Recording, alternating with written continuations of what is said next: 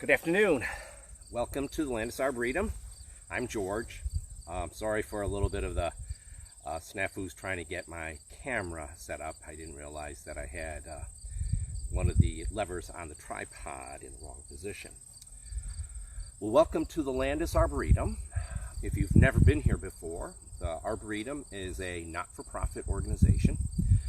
An arboretum is a living museum of trees. This arboretum was started many years ago by two men, Fred Lape and George Landis. It's named the Landis Arboretum because George Landis gave Fred Lape all of his inheritance to essentially get the arboretum started. The arboretum is on the Lape property, the Lape family property, which was a farm many years ago. So the Arboretum here has, of course, it's a museum, a living museum of trees. And today's program is dealing with trees, but it's going to be dealing with native trees. An Arboretum has trees from all over the world, of course, the temperate climates. So there are some sections of the Arboretum on the other side of the road with a variety of different oaks and pines and trees from other parts of the world. Along with flowering trees like lilacs. There's also gardens and trails and many things for people to come and enjoy here, exploring nature and the outdoors. Today, I'd like to focus in on trees, a bit about how trees grow and what trees do in the ecosystem, how they fit in, and how other things fit in with trees. And of course, how to identify trees, because if you look at a forest like we have here at the Arboretum, you can look around and see beyond. This is our meeting house with the new addition with indoor amenities. But if you look over to the forests around us, those trees there's a story of how those trees fit into the ecosystem. What I like to tell the elementary students that I work with, we want to try to answer the questions, who is who, what do they do, how do they grow, and where do they go? In order to get a handle on that story, though, you need to know some of who these characters are. So we will focus in on identifying some trees and some information about trees. But the first thing I want to do is I want to talk about how trees grow. So I have over it here a tree. It's actually a Christmas tree, the remnants of the Christmas tree, and I've cut it up to make a tree puzzle to show how trees grow. So let me set up this tripod over here and I'll get different pieces out and bring them up. So first off, trees grow in two directions. They get fatter around by growing in this outer layer. It's called the cambium, just underneath the bark. And what happens with the cambium is it grows new bark on the outside, right there, and new wood on the inside. And in this process of growing rapidly and growing slowly as the season goes, they'll leave rings. And everyone pretty much knows, if you count the rings, you'll see how old the tree is. But of course, that depends upon where you're cutting. Now this happens to be, of course, the base of the tree. So it pretty much will be how old the tree is. So if we count the rings, let's count this one here. So that was the growth year that was happening then. So we have 1, 2, 3, 4, 5, 6, 7, 8, 9, 10, 11, 12 years of growth. This little dot right there was one of that first bits of the shoot, and there actually probably is another couple small rings that we can't see there. But here at the base, it's 12 years old. Now, of course, if we were to pick the very top of the pine tree, way up over here, and we look over in here, there's not going to be 12 rings because this part of the tree is much younger. And if we look over in here, it has 1, 2, 3 rings. So over in here, it's just 3 years old. What happened is each year there's a new sheath of tree that grows around the outside. And of course, it would grow up to the top right here. So the tree is getting big in two places. At the very ends of the branches, getting longer, and getting fatter or wide at any place where there is a branch existing. So if I look over in here, I can check and see over in here where these two come together, and you'll see that they match over in there. Matter of fact, right there is the remnant of a little branch that would have grown out from that spot right there, growing out this way. And we don't see any of it over in here because the branch broke off and something, the skin of the tree grew around it. That's what's happening over in here. This is a scar that's formed on where this branch shot off and there was some damage there, so the tree forms a scar. Over in here, let's see if we can find another one. Try to find, like if you look over, if we go further down over in here, we see where these branches would have been trimmed off in the process of making the Christmas tree, because what they do is they have to trim the tree to give it shape. Eventually, if this tree were to grow and grow and grow, what would happen is this wood would actually outgrow this little stub that's left in here, and this would then be on the inside. We can see that here, where this branch right in here would have started here and grown out.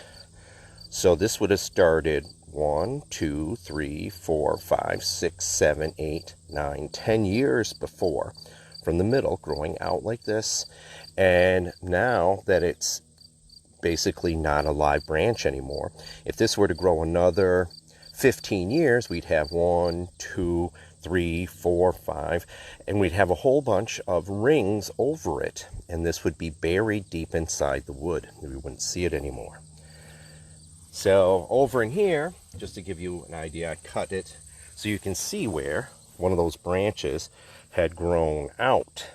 And interestingly, this branch was growing down. Most times you think of branches as growing up because each branch is trying to fight for sunlight. There is one branch that we call the terminal branch. And if something happens to that, say a squirrel bites it off or a windstorm breaks it, one of these side branches is going to take over and want to become the main branch. So we have over in here, where this branch over in here has branched off, and we can see it here how this is now starting to grow around it over in there. So that's how a tree grows. Of course, this is a conifer tree, and one of the things about conifers is they grow in whorls. We'll see whorls of branches around like this. Whereas deciduous trees, well, I shouldn't say deciduous trees, because a conifer tree is a cone-bearing tree. It doesn't necessarily mean an evergreen. Matter of fact, one of the famous conifer trees that we have here in the Northeast is the larch or tamarack. And it loses all of its needles in the fall, turns golden yellow colored, the needles fall off just like any of the deciduous trees. So it is actually a deciduous conifer tree. So the difference between it is where we have broadleaf trees and needle leaf trees. The needle leaf trees happen to be the conifers. So we have over here some needle leaf trees that are not native trees. These have been planted along in here. These are not native trees. Over in here you can see the cone, which is the seed producing part, and they have needle leaves. As compared to broadleaf trees, which is like this tree over in here. Let's look over here and see. This tree is a broadleaf tree, and where these leaves are broad. And this one will be deciduous. Now, there are some broadleaf trees, for example, hollies, that will not lose their leaves. So there would be an evergreen broadleaf tree. It's not a conifer. It's a broadleaf tree like this locust. Well, over in here. So how do we begin to identify these trees? Well, I first learned my trees when I was about 12 years old in Boy Scout camp, because for one of the ranks, I forget which rank it is, I had to be able to identify a certain number of trees. And then when I was the nature counselor at camp, I was responsible for teaching kids how to identify trees. So I had learned quite a bit about trees even before I got to the College of Environmental Science and Forestry at Syracuse. At the College of Forestry, well, that's what it's called back then. Today, it's the College of Environmental Science and Forestry, otherwise ESF. There would have been the use of dichotomous keys. So one of the very popular books over in here, the Peterson Guide, actually has a dichotomous key in the beginning part of it, where you scope through and try to break down the tree into which kind of tree it is. And here's the dichotomous key. Tree key to leafless trees. So that's a dichotomous key. But the key that I would suggest, if you're just starting off to learn about trees, is this one by May Teelgaard Watts, Tree Finder. And actually, half of the year, more than half of the year, the deciduous trees have no leaves, so this one would be useless. So you'd want to get her book, Winter Tree Finder, which I find to be one of the best books to teach just about how to use a dichotomous key. So what's a dichotomous key? A dichotomous key is where you take a book like this, and you'll go through and you'll pick different characteristics. And a dichotomy means two. So this will offer you a characteristic. Does it look like this or does it look like that? You do your best to try to identify the characteristic that matches what your specimen has, and it leads you to another dichotomy, another choice of another this and another that. So I'd like to use this for our first tree that we'll identify, and then we'll just go through and talk about trees and ramble around and look. But another good book that's very interesting very recently is Michael Wojtek's book here, Bark. A lot of trees we can identify by their bark. I'm sure many of you probably already know birch trees, the paper birch with its white bark. But there's some other trees that have very distinctive bark, and many times you can't even see the leaves because they're so high up, so you're depending upon the characteristics of bark to identify it.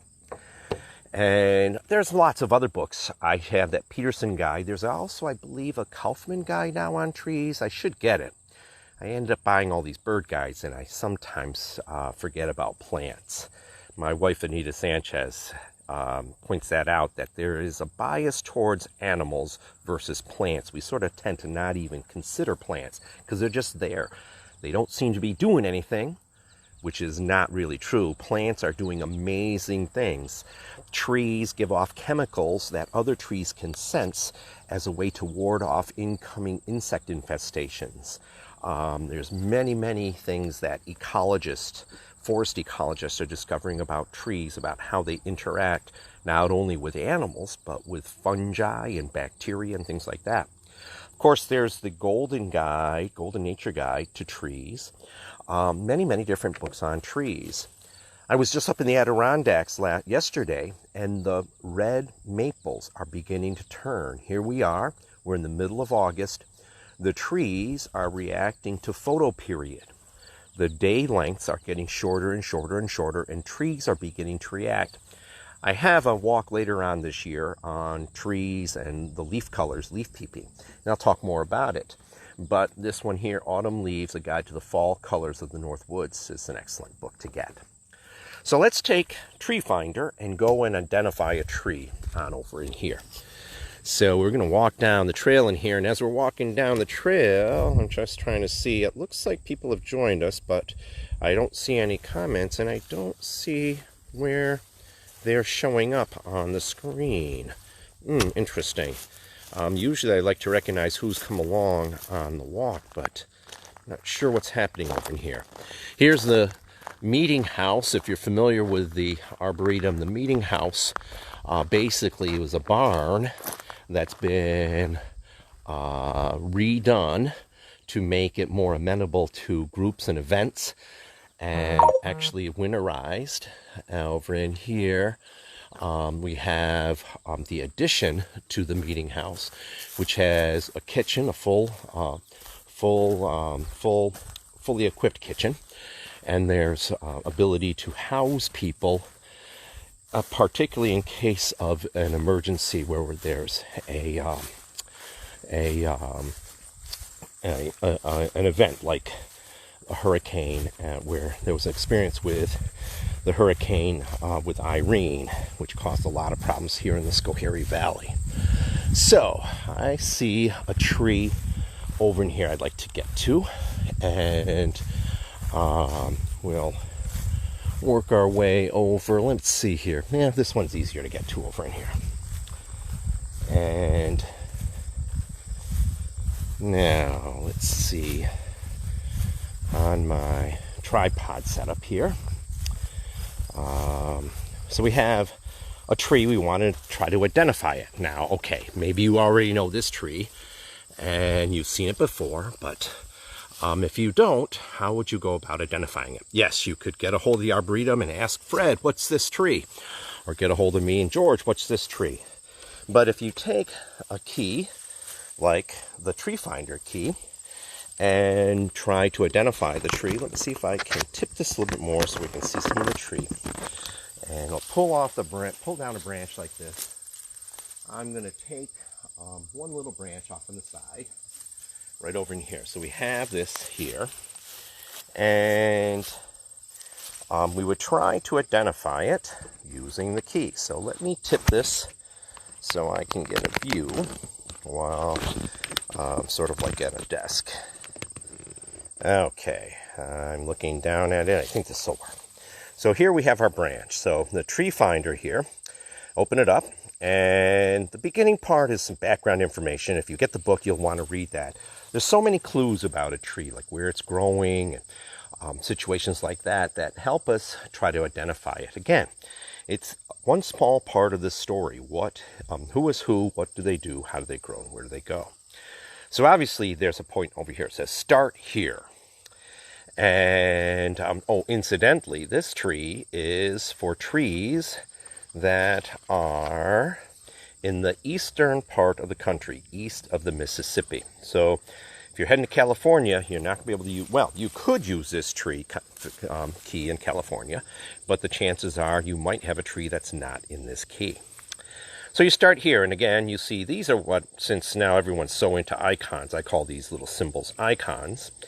And yes, of course, now there are apps where you can take a picture of this and use the app to try to identify it. But the old standard is a tree key like this, which is always good to have, even though apps are very helpful. If the tree has needles, start with this symbol. Of course, it looks like a conifer tree. If the tree has leaves. Okay, well, this is technically incorrectly written because those are needle leaves versus broad leaves. So if the tree has broad leaves, start with this symbol, this lollipop symbol, which is a tree that would be a broadleaf tree on page 14. Now, it'd be a good idea to have a notebook to keep notes, because if you make a mistake and you want to go back and try to figure out where you made the mistake, having notes would help. I like to think of this as like a map that tells you turn left or turn right. So, of course, if you make a wrong turn, you want to be able to refer to your map. Well, in this case, let's see where we go. So we were told to look for this lollipop symbol right there. It says if the leaves or buds grow opposite like this, or do they grow alternately like that? Two branches opposite each other, or one budding out, another one budding out, another one budding out. So if we can see in here, our sample does tell us there's a bud. Now that means there was a leaf there. The leaf broke off, something ate it, something stomped on it. I don't know what happened with it. And over in here, over here, over there, over there, over there, they alternate. So we have what we call alternating. Now, remind me to come back to alternating. Is there a way I can watch it later? Ruth has just jumped in. Yes, Ruth. This will be saved on the Arboretum's Facebook page. So you should be able to go back to that. When I finish up, there's a save button. I'll save it, and you can check it out. But Ruth, you've just come in on the beginning of how to do tree identification with the dichotomous key, so you're not really missing much, but you're welcome to go and see the beginning of it.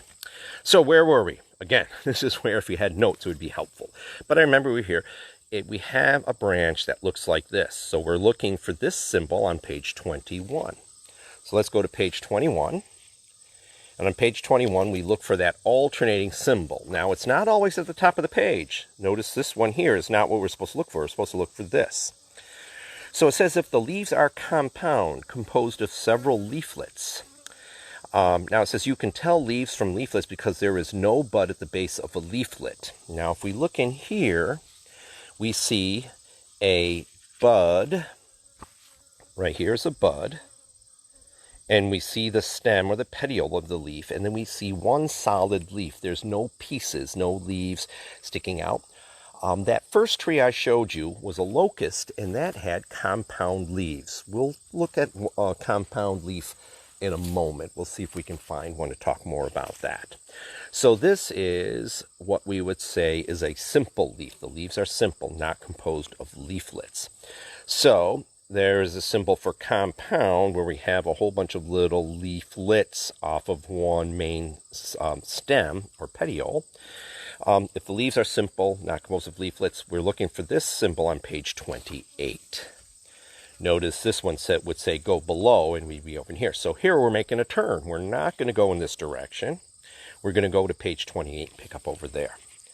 So on page 28, we look for that symbol, and again, it's not at the top. It's down in here. There is our simple leaves. If the leaf has neither teeth nor lobes, go to this next page. If the teeth has teeth of any kind or a wavy margin or lobes. So let's look carefully, and we can see a wavy, let me put it up against the paper, and we can see a wavy margin. Not very big teeth, but it does have a wavy margin.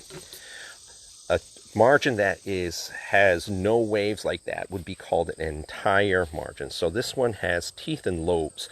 So we're looking for this symbol again, a variety of leaves with teeth and lobes on page 33. So we go to page 33. On page 33, where is that symbol? Again, it's not at the top, it's not middle here, it's at the bottom. If the leaf is evergreen, tipped with stiff, sharp spines. Now, this would be a tough one because now we're in the middle of summertime. So these are all green in the summertime, but there's definitely no stiff, sharp spines on the end. Think of hollies, those particularly, that's what that's going to lead to, hollies. If the leaf is not evergreen, go to the next page. Oh, that buzzing sound? Those are cicadas. They're feeding on, well, the adults are not feeding anymore. I don't believe the adults eat anything at all. All they're doing is singing and looking for mates and laying eggs. The young feed on the sap of trees underground. They tunnel underground. This is the dog day cicada. And they tunnel underground. They spend all of October, November, December, September, October, November, December, January, February, March, April, May, June underground, sucking the sap from trees. And at the end of June and July and August, they emerge as the adults, flying around, making that buzzing noise, searching for mates. So we're looking for not evergreen. So in other words, the tree has leaves. Let's see, where's the focus in here? Oh, there's the focus, where the leaves fall off. So, and that's on the next page. So we go to the next page. There it is, second one down. If the tree has thorns or thorn-like twigs and is small. Well, this tree is not small. Let's look for the twigs in a moment. The tree has no thorns or thorn-like twigs. Okay, so let's leave the leaf in here for a moment. Let's get a close look at the branch, because maybe this piece would have thorns. But if I look over in here, I quickly see that as we look through in here, there's no thorns there. I see no thorns over in here.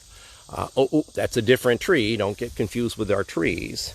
That's a different tree. So let's see over in here. I'm going to get a little bit of the shade. It's getting a little hot in the sun.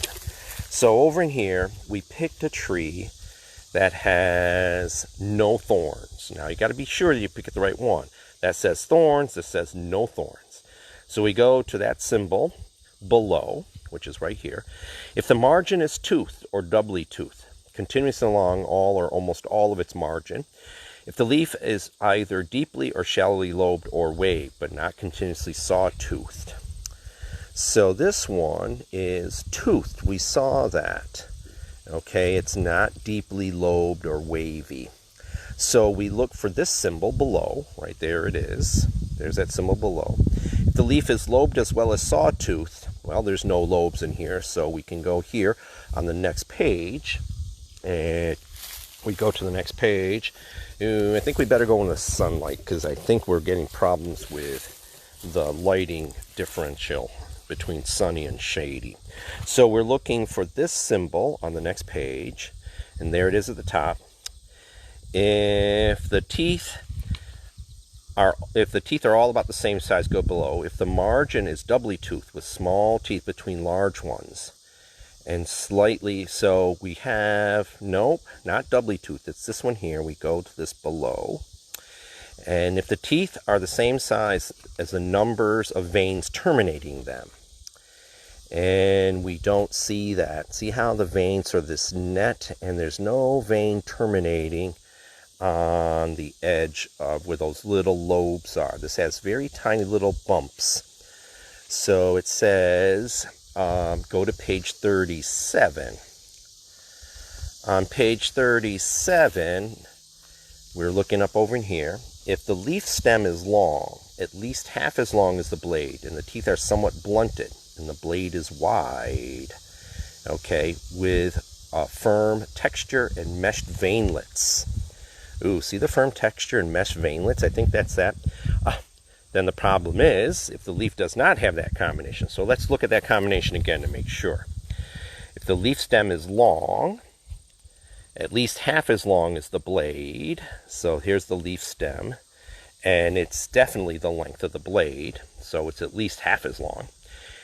The teeth are somewhat blunted. Yes, those are not very sharp. They're little bumpy things. Not really blunt. They're blunted. And the blade is wide. The blade is wide. See how? Okay, look at that. See there? And then I'll turn it there. Can you see the difference there? There it's wide. And definitely a mesh. So this is a poplar. So we come on over here to poplars below. If the stem of the leaf is flattened, the stem of the leaf is not flattened. So one of the ways to see it is if it rolls nicely, and it doesn't roll because it's flattened. Again, let's see if you can see that online. So see how there, and then we look at like this, you can see how it's very flattened. So we go to flatten below. If the leaf blade is triangular, flat at the base, or if the leaf base is rounded. Oh, so this looks very rounded. Can you see that roundedness right there? It's rounded. Let me get it up against the white. You see a very rounded shape right there. So we go to page 38, and we look for this symbol at the bottom. If the leaf is not longer than it is broad, and the teeth are many and fine, if the leaf is longer than broad with the teeth coarse and few, well, those are many and fine. See all of them, many and fine. And the leaf is not longer than it's broad. So you can see about here. Matter of fact, this book has a little ruler on the back end. So this is about 2 inches that way and pretty much 2 inches this way. So we've come to the end of our trail. And we see that this is trembling aspen, or Populus tremuloides. So we have the poplar. We knew that from a ways back. Tremuloides, meaning they tremble. And in the wind, that will do quite a bit of shaking because of that flattened petiole. So over in here, if I take this and I shake the leaves a little bit, you can see how these leaves do a lot of shaking, and you'll see that in the wind. Matter of fact, you can see it a little bit better if I'm doing this whole branch, how those leaves shake, compared to like this one over here, which is a hop hornbeam. If I shake this, you can see the leaves don't do, they shake more than really tremble. So this one is an aspen, and the aspen bark is quite smooth compared to most tree bark. Aspens don't grow for a long period of time. So this is a pretty old aspen. It's what we call an early succession tree. If we cut the forest here, the aspen seeds blow in. They're blown in by the wind. And aspens might be one of the first trees to pop in. They grow rapidly and fast. It's why if you have aspen for firewood, it splits really easily. A friend of my wife was visiting. She lives in Colorado, and I was splitting some. I had hickory and maple that I was splitting, and with a splitting maul. And she goes, "Oh, can I split wood?" And I said, "Sure." Are you sure you can do it? Now this woman is very slightly built, and she says, "Oh, I split all the time." And then she tried, and she had difficulty because, you see, she was splitting aspens, whether it was big tooth aspen or trembling aspen from Colorado. It's a much softer, easily split wood because it's a fast-growing tree. It's one of these early first succession trees. So now when we talk about succession, we have trees that fill in different parts of the forest. Here is a tree that's an understory tree, and this is witch hazel. You can see there's some flower buds right here. Witch hazel is a late flowering tree. The aspens, the maples, the oaks. Oh, you're going, "George, what do you mean flowers on oaks?" Yes, trees are flowering plants. They all have flowers. Sometimes the flowers come in male flowers and female flowers. Sometimes the flowers have male parts and female parts together. So if you think back to your botany from high school, the male parts are the anther. Those are the ones that produce the pollen. And the pistil is the female part, where the pollen goes down into the pistil, into the ovary of the plant, to fertilize the ovum, which becomes the baby tree inside the seed. This is witch hazel. Witch hazel has these very irregular teeth on them. Over here you can see this irregular teeth. And it's an understory tree. It's not going to be a tall tree that would be an overstory tree.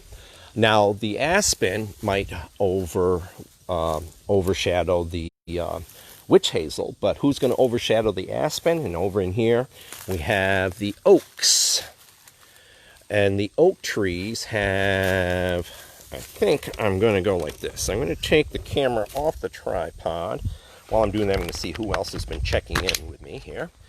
So I think I hopefully showed you, Ruth. If you have any questions, you can type in questions, or you can always send me an email, a note on Facebook. And hello, Elizabeth and Deborah. And so welcome to our walk in here. So the oaks are, okay, so I had mentioned about the opposite versus alternate. So a very simple way to remember it, and there are some complications and exceptions to the rule, but we have what we call mad horse cap, that phrase, mad horse cap. M-A-D for mad, horse, and cap. Mad horse cap, though trees that are in that grouping, mad horse cap, have what we call the opposite branches, where the branches come out opposite to each other, not alternating like it has on this witch hazel. Can you see the alternating over in here? Let's see if I can show it to you. I'm holding with one hand. There's a branch there. We come down, there's a branch there. There's a branch there. They alternate. They don't come out in the same spot. Do I see a tree here that offers me opposite branching? Not quite yet, but I will show it to you when we come across it. So what does mad horse cap help us with? M for maple, A for ash, D for dogwood. That would be Cornus florida, flowering dogwood. Horse for horse chestnut, which is the tree that we might have here. A close relative is the Ohio buckeye. It's a group of trees that we have the science name Aesculus. That would have opposite branching. And that's the horse for horse chestnut, and cap is for Caprifoliaceae, which are the shrubby understory first succession woody trees, or woody bushes. You see, trees are a woody plant compared to these herbaceous plants like this goldenrod here, or this spotted knapweed here, where this herbaceous growth all grew this season. It's all going to die back when the fall comes, whether the plant is a perennial or a biennial or an annual. It's got this soft tissue that is no longer viable once the season finishes. A woody plant has living wood.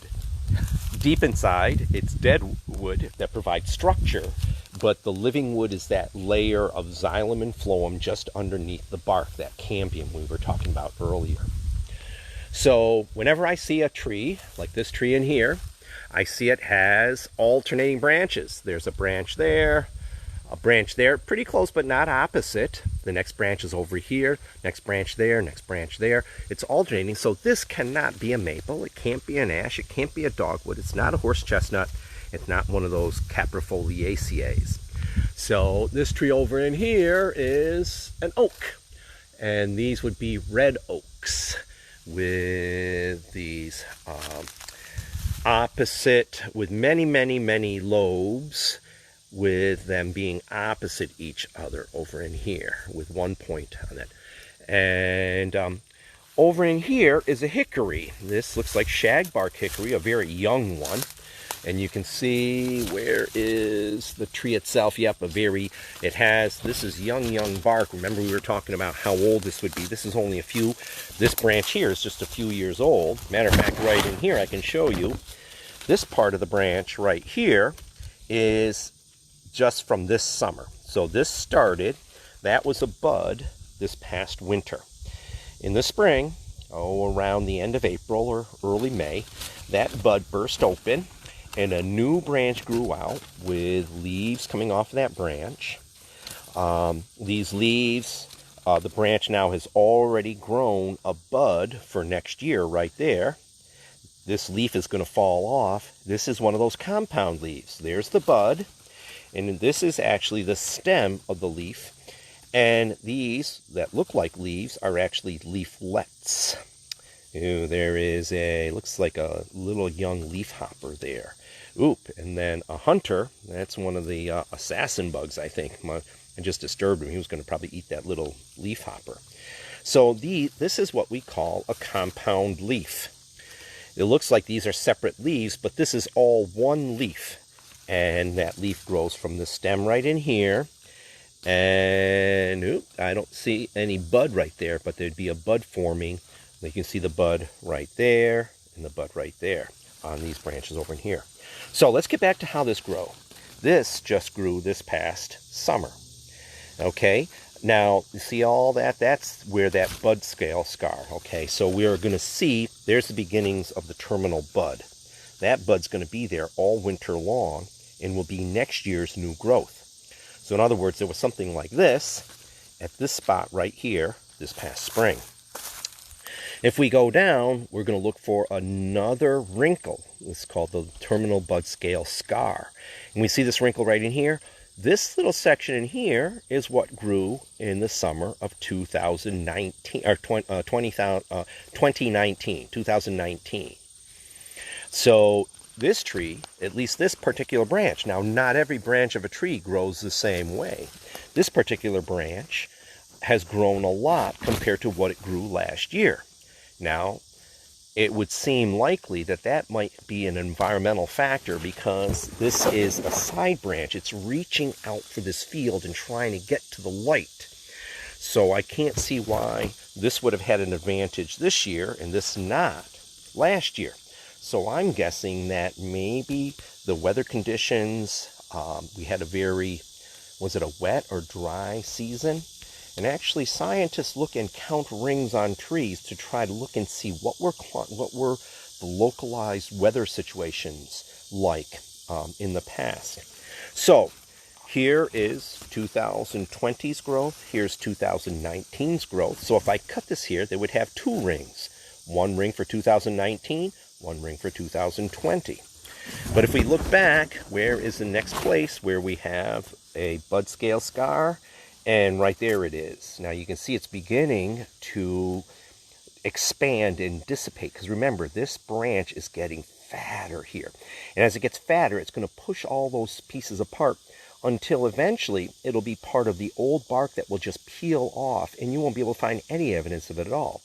But here, ooh, did I jump ahead of myself? I think I jumped ahead of myself because I said, here is 2020, here's 2019, here is actually 2018, even worse year than 19. Here is 2017. And trying to get the focus here. Okay, here is 2016, 2015. Whoa, 2014 was a good growing year for this branch. 2014, 2013, and let's see, I'm going to say over in here, looks like 2012 was a really good year. And if I look further down this branch, I'm going to be having a difficult time finding. Maybe that one right there might be 2011. But if I were to cut this here, I would have 12, 13, 14, 15, 16, 17, 18, 19. I would have 9 rings right in here. 9 rings. Very small. I'd have to probably use a magnifying glass to see them. This tree is overshadowed by many, many trees, and it's not able to grow rapidly. But it'll keep growing, and if something happens, say, to this oak that I'm holding here, or even more so to those maples behind it, and I'm identifying those maples behind it by the bark, then maybe this hickory might have a chance to become much faster growing and bigger. Although I would doubt it because there's a lot of competition in here. Speaking of competition, here is a mad horse cap that I didn't even notice was there. How'd I miss it? You see all these trees in one spot. We're not even getting to do much of a walk around. So over in here is, and let's look over in here, and you can see where there's 2 branches right there. And you'll go, well, George, that one's hardly grown. Yes, that one died or broke off. But there's 2 branches that were side by side. Over in here, you might say, but, uh-oh, George, what happened? Well, here's a side branch here, and here's a side branch there. So that's the opposite branches there. But this terminal branch here broke off. So what happened? This side branch becomes the terminus. And it's growing out, growing out. And again, it's lost a lot of the side branches, but I can see this double nub. That's 2 opposite scars of where there was a leaf. The same thing there, 2 opposite scars. And here at the tip, you can very easily see the 2 different leaves. And again, are these simple leaves or compound leaves? There is the bud, there's the leaf, and I know from the shape of this bud, and I know from the shape of those leaf scars that this is an ash tree. So this one looks like a white ash. White ash. So we have, how many trees right in this little spot? Oh, and speaking then of trees, look at this woody shrub that I've been tromping by, okay? Now if you look, notice this has opposite branches. So this right there, 2 opposite branches, 2 opposite branches, more opposite branches. Let's look on here. Okay, right there, 1 opposite branch, and one that broke off. The terminal branches died, probably got hit by a mower because this is the edge of the field. And who's taking over? One of those side branches. But again, look at opposite. So this is one of those Caprimulgiformes. That's a... it's one of the we call them dogwoods. I'm not sure. I'd have to key it out in a field guide to dogwoods. There's gray dogwood, silky dogwood, red osier dogwood. There's one dogwood I know it's not. It's not maple leaf dogwood. How do I know it's not maple leaf dogwood? Look at that leaf. Does it look like a maple leaf? Nope, it doesn't. Replying to Ruth. And so put the link on our Landis website on the homepage of the video. So, yep, it'll be up there sometime. So let's wander. Which way should we go? Let's go back. I'm going to carry my tripod and look. Oh, I didn't notice. Is that a nest in the bush over there? No, I think it's just some dead branches. I see a bush over there with some dead branches in it. Too many things. You see, something's always drawing my attention over in here. So over in here, this one in here, we have more of the witch hazel and this, I was going to call this a hop hornbeam, and I didn't even look carefully at the leaf. This is a beech tree. This is American beech, which is suffering a lot from two different illnesses that are causing a lot of the beeches to die back. I'll work my way to the bark in a moment, but here is a very lance-shaped leaf with very defined teeth. And this is an example of where there is a vein that ends at every, come on, stay in focus. There's a vein that ends at each of the tips or those points on this. So the beech is it's one of our dominant trees that we're unfortunately losing. And one of the interesting characteristics of a beech, here is the bud of the beech that's just starting to grow. Now remember, there was no bud here back in April when this first branch started growing out. The leaves start to grow, and then some of the energy of the leaves. Now remember, the leaves are making the food. With elementary students, I have a chant: green leaves make food. Why do green leaves make food? Because the plant itself needs food. Every living thing needs food to survive. Many things use the food that green leaves make. So for example, right over here, this oak, someone's been chewing up the leaves there. So the leaf was making food, but caterpillars chewed it up, and they got some of the food. They stole some of it. We steal it all the time. When you tap a maple tree, you're getting some of the stored food that would be next spring's food for the growing leaves. If a tree doesn't have green leaves, it can't make food. In the springtime, the maples have no green leaves. So, in order for the new leaf, which would be the bud, to grow, it gets food that was stored in the roots. And of course, that's the sap. And with maples, you know, you can take the sap and make maple syrup.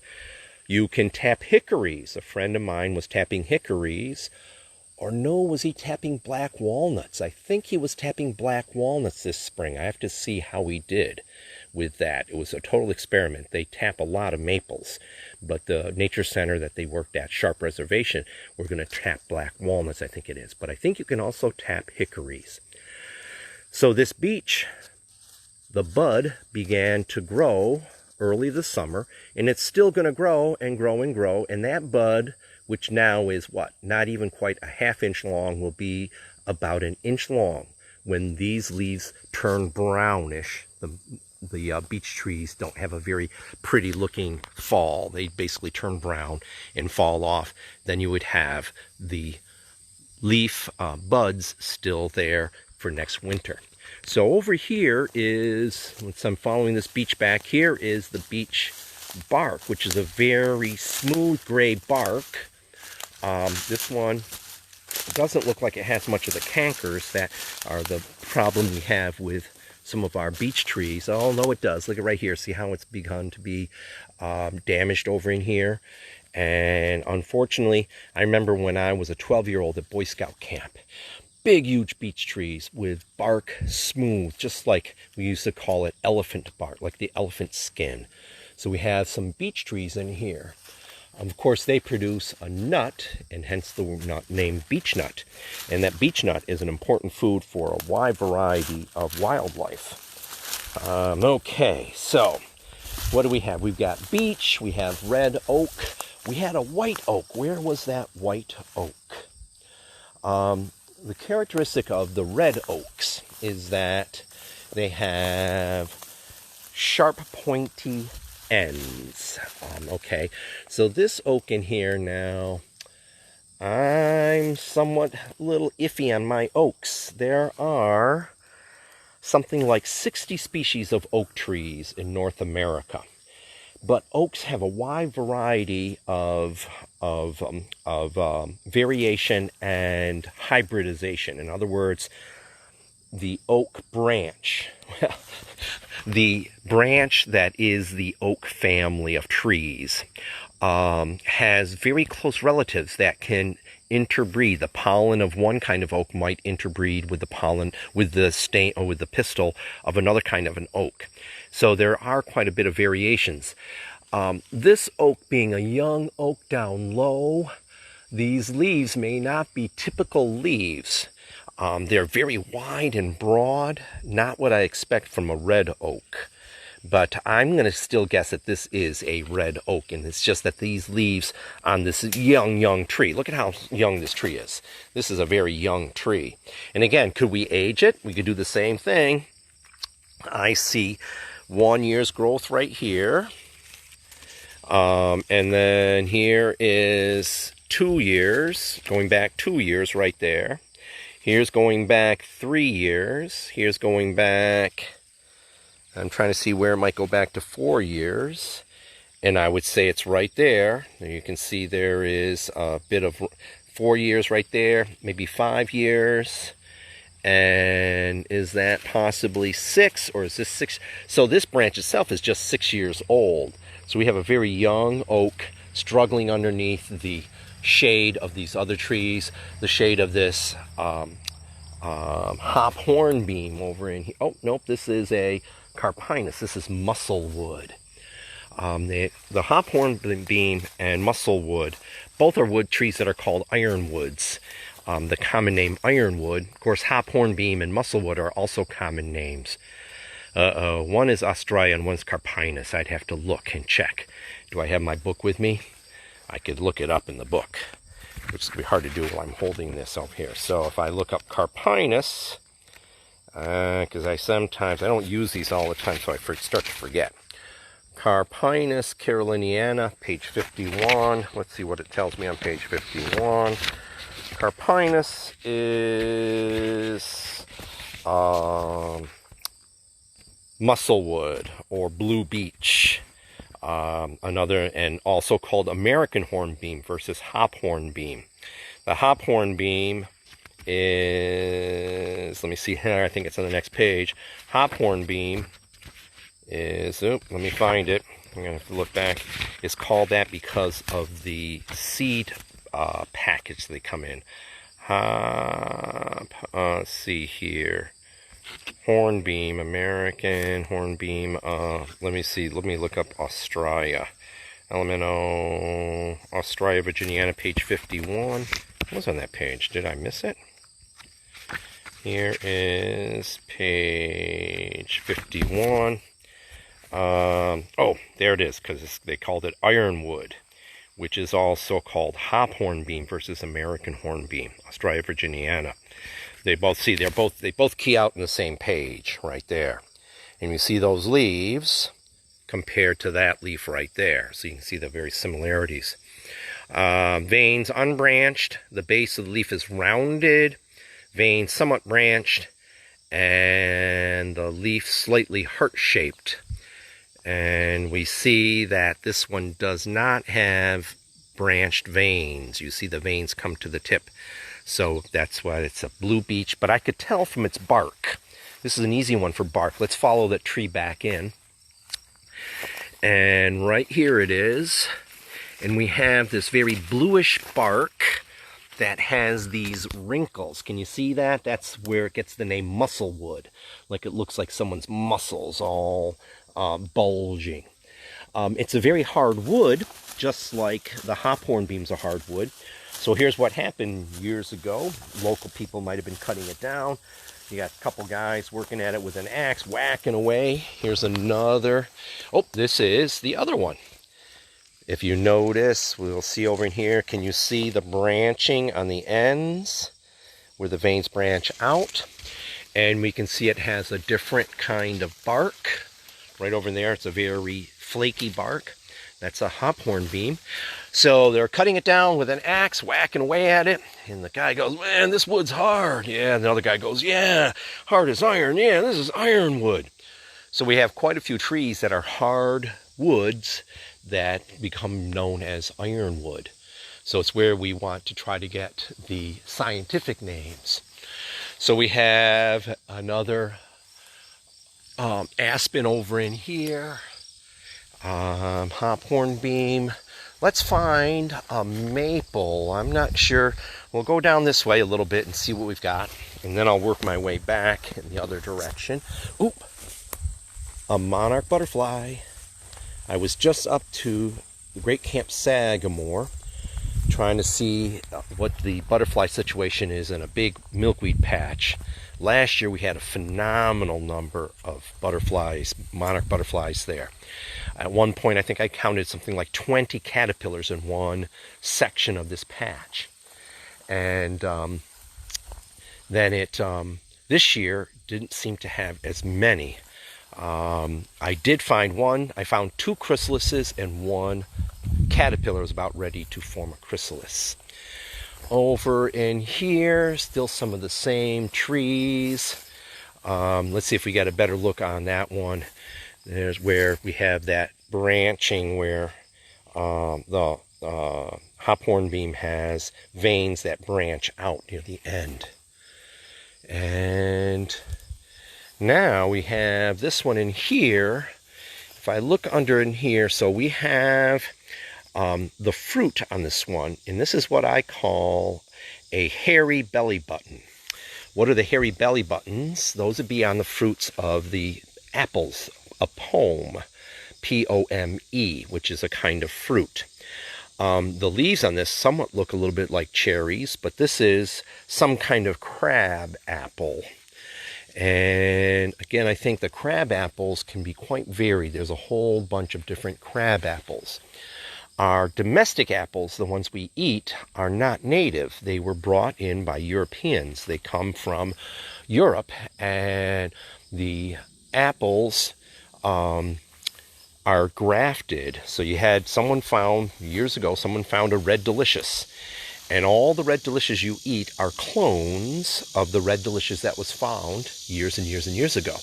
They graft them onto the stock of different apples, and including crab apples, because the crab apples, as a native tree, tend to have more vigor, and you use that rootstock for more vigor. So I don't see, well, we have one of these dogwoods over in here. And I'm not sure it's got the berries. I don't believe it's red osier, even though it has reddish stems, because red osier has a very red stem. But again, see, that's opposite branch growth. This is caprifoli. Did I say caprimulgiformes? That is the wrong group. I said that before. Those are birds. This is Caprifoliaceae. Foli meaning leaves, Foliaceae. Caprimulgiformes are the nighthawks and whippoorwills, what are called the goat suckers. Capra meaning goat. So I'm wondering, Caprifoliaceae, whether this is because the goats loved eating this. I'll have to do some research about that scientific name.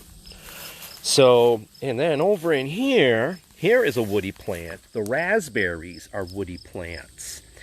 We don't consider them trees, and don't even really consider them shrubs, although they are very bushy. So I guess you have trees, shrubs, and bushes, which begin to be more fine, those are more linguistic or not necessarily technical botanical terms, as far as I know. So let's work our way back this way. Let's go find a maple, and then we'll spend some time going down the trail a little bit. And I think we had listed this as going till 3:30, but being online this long is probably, I'll be wrapping up pretty soon. Just that, you know, someone goes online, it's sort of hard to go through the whole thing. But let's find a maple. And then find that locust. So I'm going to work my way back this way, and then we'll work our way down at least a little ways onto the woodland trail. Do some bark investigations here. So we see, oh, where was that white oak? I know I saw a white oak over in here. Let me find that white oak first, because I was talking about the oaks. Red oaks versus white oaks. When I was in Boy Scouts, we learned it this way, that the red oaks were like the red men, and the white oaks were like the white men in the cowboy movies like Bonanza. There's a white oak. Okay, I knew I saw it over here. So, of course, with, stereotyping aside, I learned that, the Native American headdress with feathers was pointed like this, a pointy end. So this is a red oak, the red man, Native American feathers. Another was that the Native Americans, with their bows and arrows, the bow points, the stone arrow points, were pointed like this. Whereas the white man wore the 10-gallon hat like Haas on Bonanza. And it had a rounded lobe, or you need to know your cartridges, but the Winchester lever action 30-30, that bullet is a very rounded lobe. So over here we have a white oak. And you can see right away that the lobes are rounded. So when I was a 12-year-old, I remembered it with white men and red men that way. Someone was just telling me of another way to remember it that's not in terms of races, but that's what I remember in there. The white oaks are rounded edges. So there's a variety of different white oaks. There's swamp white oak. There's chestnut oak, which is in this grouping of oaks we call white oaks. I haven't done my tree taxonomy in a long time, so I'm not sure if that's just if that's like a subspecies branch. I'm not sure how botanists have devised that. That's the thing with botany, is that although it doesn't change as much as some of the taxonomy of animals, there are still things that scientists are learning, especially as they delve into the genetics of these trees. So we have a white oak over in here. The great oak that is no longer around, that was the mascot for the Arboretum, on the far side, way over in the woods, off of this hilltop over here, on the next hilltop over, was a white oak. The new mascot of the Arboretum is a red oak, although, again, way on that side of the Arboretum is a small grove of white oaks, which makes sense. What happens? The oak acorn falls to the ground, okay? The acorn, can I find any acorns? These trees are pretty young, so I don't see any acorns in this one here. There's an older oak here. Let's see if I can find some young acorns. The acorn is the seed. It's the nut. So where the acorn is on an oak tree, there were flowers there, or a flower. The flower was pollinated, and with the oaks, I believe they're pollinated by the wind. But again, look at all these guys, and here's some kind of assassin bug right there. Where are you? There it is. There's some kind of assassin bug there. Rebecca mentions it's been a bad year for monarchs. Yes, and not like last year. Although I have to tell you, about 5 years ago, it was a horrendous year for monarchs. I don't think I saw one flying at all when I did any of my hawk watches. Be interesting to see what the monarch counts are at hawk watches. Okay, I'm looking for an acorn on this oak. I don't see one. Here's an older branch. Oh, here's an acorn right here. Okay, this acorn, where this acorn is now, there was, come on acorn, get in focus. Okay, I think that's in focus there. I think I have to pull back. There was a flower here. That flower got pollinated. Now this is going to be, there's a baby tree inside that, as long as it's not been eaten by an insect. As I tell you, there's a lot of insects that will tunnel in and eat the meat of the acorn. The meat of the acorn is actually the food that the leaves make. Remember, green leaves make food, and stash away that food for the baby tree.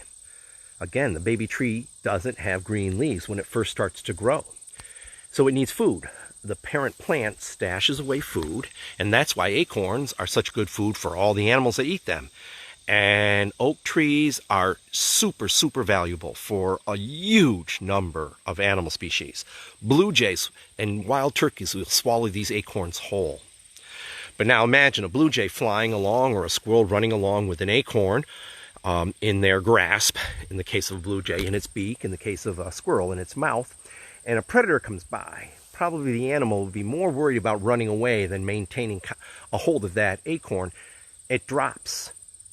There, it could be planted. Of course, this one here is not going to blow in the wind, not like the aspen that blows in the wind, or the cottonwoods, which are kind of aspen.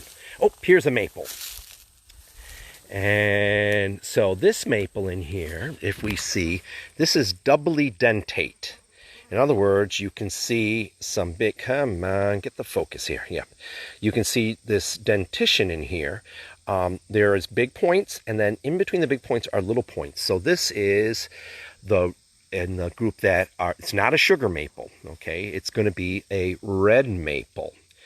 Now, we've had several discussions. I've been seeing some pictures of maples online and was looking at between red maple and mountain maple. I remember learning mountain maple when I was young. And I believe I'm correct to say that the red maples have this very silvery bottom where the mountain maple would not. And the red maple tends to have a much more leathery surface, not a velvety surface.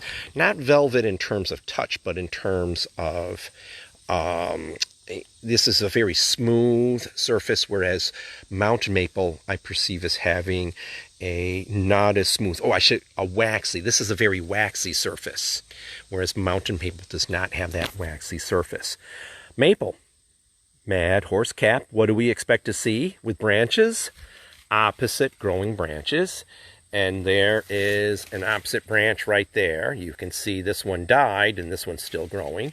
Over in here you go, but George, look at, oops, here is an opposite branch right in here, and you say, George, but if we look on this side, I can feel it. You'd be hard pressed to see it, but there's a little bump there. That's the scar of a branch that was there that died for whatever reason. And maybe one of the reasons is it's to the inside, so it didn't get as much sunlight, and the plant, it wasn't able to grow as well. So we see this opposite branching, which tells us it's a maple, maple, ash, dogwood. And then over in here, again, let's look and see how old this is over in here. We can see very little growth for this summer. All of that right there, that's just the growth for this summer. Much, not even 1 inch worth of wood grown. So here is what grew last summer, 2019. I'm going down the branch. Here's 2018. That was a pretty good growing year. So at this point in here, this is 2017. So here is 2018, and 2019 ended up getting cut off and broken. So a side branch, here is 2019, didn't do much, but then 2020, over here, if I'm counting this right, no, that's 2020, 2019, 2018, 2017. Did I get to there? Let's see. 2017, 2000, ooh, that's why. I think right there is a very compressed 2018, 2019, and 2020. Yeah, I think that was a very compressed, it didn't hardly grow at all. The maple trees, of course, have the helicopter seeds, so they blow in the wind. Not quite as efficient as the cottonwood, which blows in the wind, and then cottonwoods tend to also like to grow along river edges, so the leaves land in the water and then float. So let's do a little bark work down in here. I'm going to come down the trail. I think I'm going to leave my tripod in here. Here's the bark of that Australia, that hop hornbeam over in here. And you'll see on the bark over in here, very flaky bark, little plates that are flaking off, not very long. That's typical of the this hop hornbeam. As compared over here, this is an ash bark. I don't even have to look up in the tree. I see this very groove, very regularly grooved kinds of indentations. See how there's just regular grooves, not gnarly and big and small and in between, but very regularly grooved. And if I poke at it with my thumb, it's a little corky feeling. That's telling me that this is an ash tree. As compared to over in here, we can start to see some plates again. somewhat like this, but not the fine little plates. We have large plates like this. So this is a red oak. And as this tree gets bigger, these are going to spread out. Now remember, this outer bark is the oldest piece of bark on this tree. There was older bark, but that bark has probably fallen off, although maybe not with this tree. Maybe this is the original bark when it was a really young little sapling, because it hasn't gotten fat enough to really start breaking apart. We'll see one later on. I can see one right down the trail where you can see where it's broken. And if I were to carefully look, you can't quite see it, but I can actually see layers, because just like there's layers of wood on the inside, there's layers of bark. But where in the inside, the rings outermost are the youngest rings, innermost are the oldest. With bark, the innermost layers are the youngest and the outermost layers are the oldest. And as the tree gets big and fat, that outermost layer begins to peel and break off. You can see that very much with paper birch. You can literally peel off layers of years of bark. So this is a red oak over in here. Coming down the trail is the burnt potato chip bark tree. Where is it? Well, we've got an old oak over in here, another red oak, and we can see more defined plates or plateaus, as they call them, over in here. And you can see these plateaus right in here. You can see those plates. So imagine that tree we just looked at, which was maybe, 1 foot in diameter. Now this tree is 2 foot in diameter, and we can see that pieces of bark have been breaking off right here. That piece is just about ready to break off. There's some pieces that broke off there. So the oldest bark on this tree is gone. This tree in here, I'm going to guess this tree might be 40 or 50 years old. It's out here. I don't think it's going to be much older than that. There are actually mechanisms, tools you can drill in and pull out a segment of the tree, a little sample about the size of a straw, diameter of a straw, I should say. And you can actually count the rings. But this is an outer edge tree. Probably grew, had a lot of tree light to grow in as being one of the major trees here. And I'm going to guess probably 50 to, say, 75 years old. So that bark that might be, say, 60-year-old bark probably has flaked off and peeled off. And this bark in here might be more like the 50-year-old bark or the 40-year-old bark. But again, you can almost see layers. There's layers right there of bark. We don't think of that with trees, the bark on trees like that. And, of course, when in doubt, you can read the labels. Red oak, but I told you here's that kind of bark like that. Here is a black, here's a black cherry. The burnt cornflake bark tree, right over in here. And we see that it looks like a whole bunch of pieces of burnt cornflakes, or some people like to call it, say, burnt potato chips.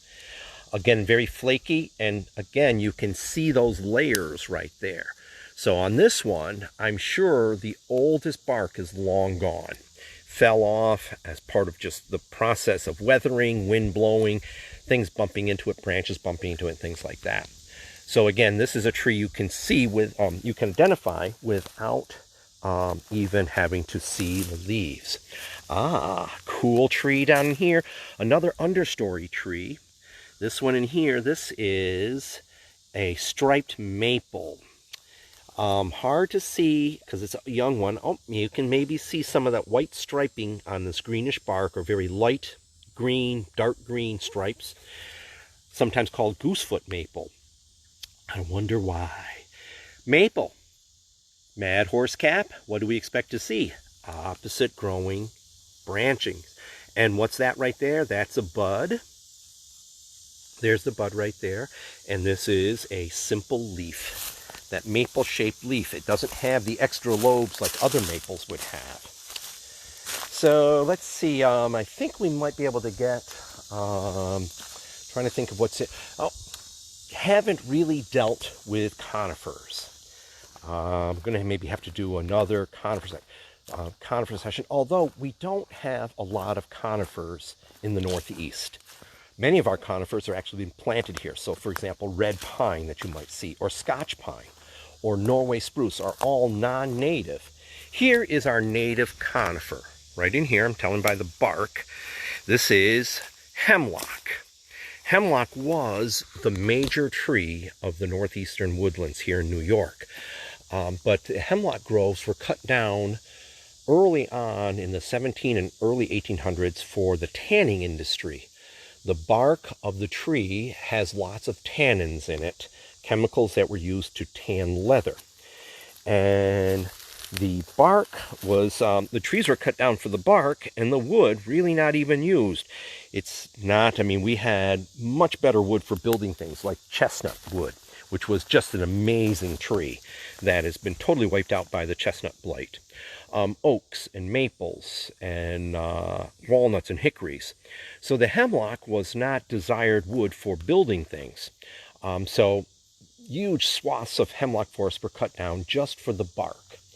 And if we look up, we can see that there is some, I don't know if I can zoom in, but you can see this evergreen look. I'm looking on the ground to see if I can find some cones from the hemlock. There's got to be some cones in here. But the hemlock is, again, a tree that's a preferred food for quite a number of different animals, particularly porcupines. Porcupines love eating the bark of the hemlock. Other animals will too. I'm seeing all acorn shells and husks and caps, but I don't see any hemlock. Let's see, there's some hemlocks down over here. Let's walk off the trail a little bit, see if I can find a hemlock cone. The hemlock cones are very small. Oh, here's a hemlock cone. You would find one eventually. That's the whole cone right there. A very small cone. Each scale was the hiding place for 2 seeds. So I can see here 1, 2, 3, 4, 5, 6, 7, 8, 9, maybe 10 scales here. There's probably 10 on the other side. At least this one had at least 20 scales. So this hemlock cone would have had at least 40 seeds, probably a little bit more. Because I'm not sure if I have an exact count on the hemlock, on the cones. And this hemlock, then, like almost all, as far as I know, all of the conifers have wind-borne helicopter seeds, where the seeds would blow off in the wind. The cone would open up, and those scales would open up, and the seeds would drop down and blow in the wind. Interesting. I see over in here a lot of this. I think this hemlock is being chomped on by pileated woodpeckers someplace up there. That's what it looks like, all those things there. Here is the striped maple bark. Can you see the stripes on the bark? And hence its name, striped maple. Light green and dark and light green and dark. So you have a little bit of striped maple. Interesting. The science name for that is Acer pennsylvanicum. So it was studied in Pennsylvania, although I think of it, because when I first encountered it as a young Boy Scout in the outskirts of the Adirondacks.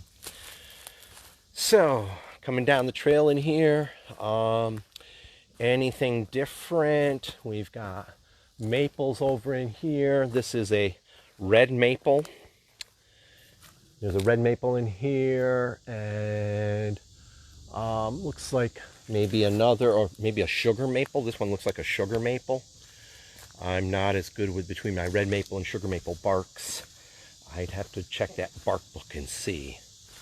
And over in here, another oak, red oak. Here's that musclewood, a really good look at musclewood. You can see that muscle-like texture, that sort of wrinkle like your muscles of your forearm. Well, I was going to see, I know we have some basswood. Oh, I think this tree right here is a basswood. Yep. Look over here. Yep, look at this bark.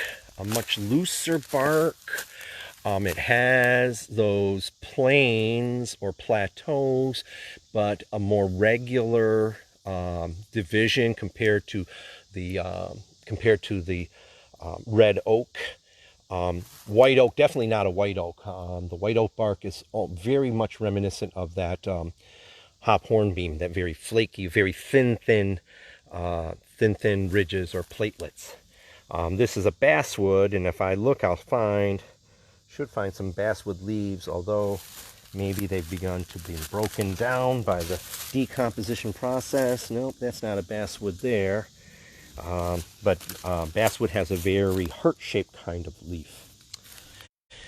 Well, I hope you've had an interesting time following me here in the woods at the Arboretum. Remember, you can come to the Arboretum yourself and walk the trails. If you're along sections where there's trails or the collection, the trees are labeled. When you get oaks from Europe, they look a lot like our oaks. Matter of fact, there's an Aesculus. Remember I told you the horse chestnut? There's one that's across the road. I forget where that's from. It's not a New York tree.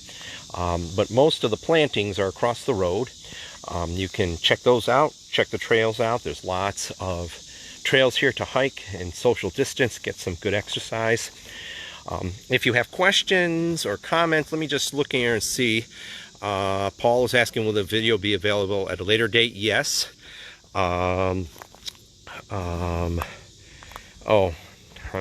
Names are escaping me. We'll post it on the Arboretum Facebook page. Check it there. And you'll be able to see this. I think she said she'll try to post it tomorrow.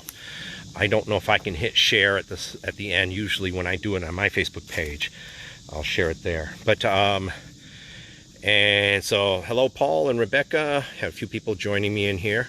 And Ruth, thank you for coming along. Elizabeth and Deborah,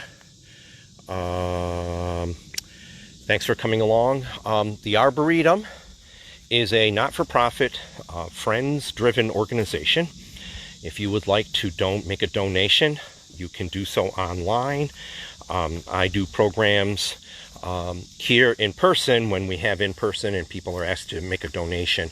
But since you're visiting online, if you feel so moved, a donation would be greatly appreciated by the Arboretum. We've not been able to do some of our typical fundraiser events, like the plant sale, which is a big fundraiser that was canceled due to the virus. So with that, I'll just give you, I'll stand here at the edge so you can see a little bit of the opening of our fields. There's an old birch tree that had to be taken down from the expansion of the meeting house. I think they were going to try to save it, but I don't think the roots were able to withstand the transport. And this is our woodland trail. We only did about 100 feet of the woodland trail. This goes down in the woods and through to the bottomland, up over, and back up top to the next hilltop, which is where the oak tree is. You hear all the insects in here. Great place for birds. You're welcome to come here. So I hope you have a good rest of the day. Be safe, stay healthy, and definitely get outdoors. If not in your backyard, at least here, or if not here at the Arboretum, at least in your backyard, in your local community, getting fresh air and exercise and enjoying nature, exploring trees and other living things. Have a good day.